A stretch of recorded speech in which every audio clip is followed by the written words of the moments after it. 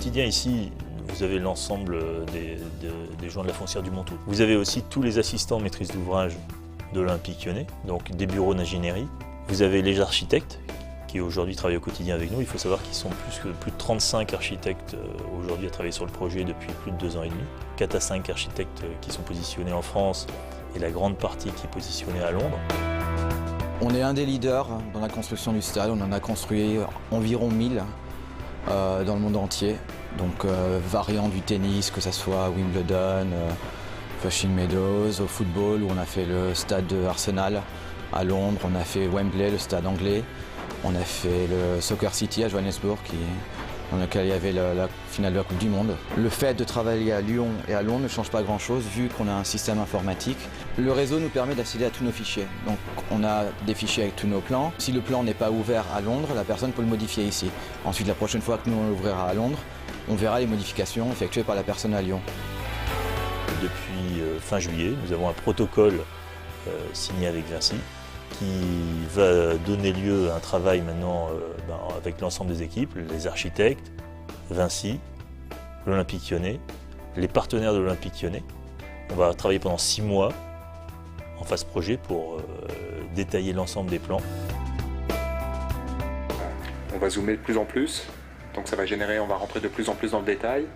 Et donc il va falloir regarder au cas par cas. On essaye d'anticiper, en général on sait à peu près quels sont les sujets un peu délicats.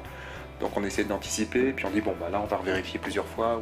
On fait appel à la synthèse en 3D, maintenant de plus en plus on travaille avec l'ordinateur. Donc il y a des bureaux d'études, des nouveaux venus, qui n'existaient pas avant sur les chantiers, qui sont tout ce qui est imagerie et 3D, donc on fait de la synthèse en 3D. Donc on modélise tout en 3D. Et là, en plus des plans, on rentre et on regarde, et donc tout se fait par écran. Par exemple, sur les loges, est-ce qu'il faut faire des loges de 12, de 18 places, de 24 places, combien de mètres carrés? Est-ce qu'on met une arrivée d'eau dans les loges ou est-ce qu'on se limite uniquement à du réchauffe-plat? Voilà, on est dans ce point de détail, combien d'arrivées de prises électriques, combien de télé à l'intérieur du stade, on est de l'ordre de 300 à 500, mais le coût n'est pas le même si on est à 500 ou si on est à 300. Quelle taille des écrans, et puis il y a l'évolution technologique qui fait que ce qu'on va décider aujourd'hui, il faut faire attention que ce ne soit pas obsolète demain, dans 3 ans, à l'ouverture du stade. Ces salons d'entreprise et les loges ne sont que sur les parties latérales. Et la raison, c'est que derrière les buts, au nord et au sud, on a voulu créer une continuité de tribunes pour que les supporters de virage nord et virage sud puissent crier, se chanter l'un à l'autre, vraiment pour que, par exemple, on imagine un buteur ici, soit intimidé par cette forteresse, ce mur de son qui est face à lui. On entend souvent le président qui dit que le stade, c'est un lieu où le son doit rester à l'intérieur, donc il faut que le toit renvoie le son des supporters pour créer une atmosphère la plus importante possible. Et quand on a présenté ça il y a 10 mois aux supporters, il y a un supporter qui me dit « Ok, très bien votre idée, sauf au-dessus du secteur visiteur. » Parce qu'étant donné que le secteur visiteur est juste sous les toits, on ne voudrait pas que leur chant s'entende un peu trop fort à l'intérieur de l'enceinte, donc il faut qu'on mette des matériaux absorbeurs de son au-dessus du secteur visiteur et réfléchissant plutôt sur les autres. Donc voilà, c'est des petits détails un peu marrants qu'on discute avec tout le monde. Aujourd'hui, on a un projet exemplaire sur un certain nombre de niveaux, mais on est toujours à l'écoute. Et c'est pour ça que de 14 juin au 18 juillet, il y a eu 9 enquêtes publiques. C'est vraiment un moment privilégié pour la démocratie, ces enquêtes publiques, parce que ça permet d'écouter, de prendre en compte un certain nombre de points pour encore améliorer son projet.